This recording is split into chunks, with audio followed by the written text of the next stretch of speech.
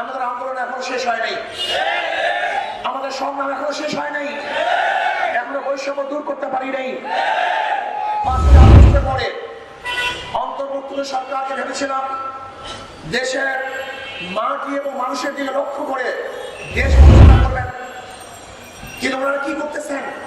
কোথা থেকে সেই ফারুকি নামীয় কোথা থেকে দেখে নিয়ে আসছে, উপদেষ্টা করেছেন।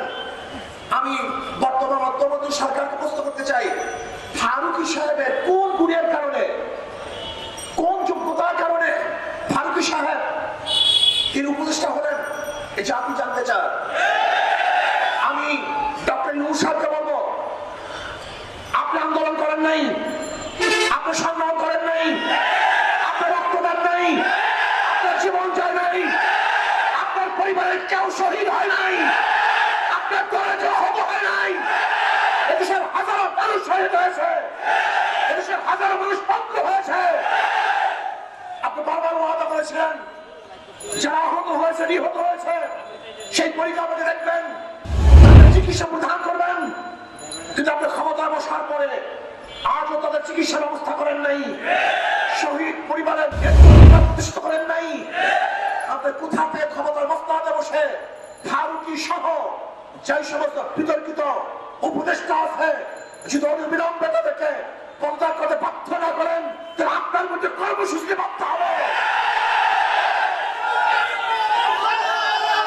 আপনি জানেন ইসলামী আন্দোলন বাংলাদেশ যা বলে তা করে, যা বলে তা করে।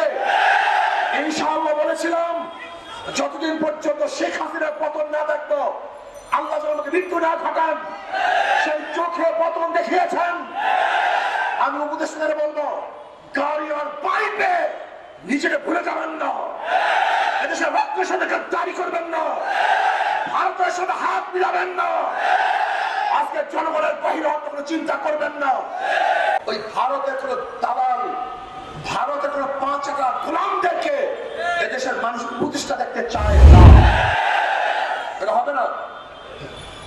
করবেন কিনা জানি না, যদি না করেন তাহলে বিসমিল্লাহ বলে আপনার শুরু হবে, যা হবে রাজপথে হবে, মোকাবেলা হবে রাজপথে হবে।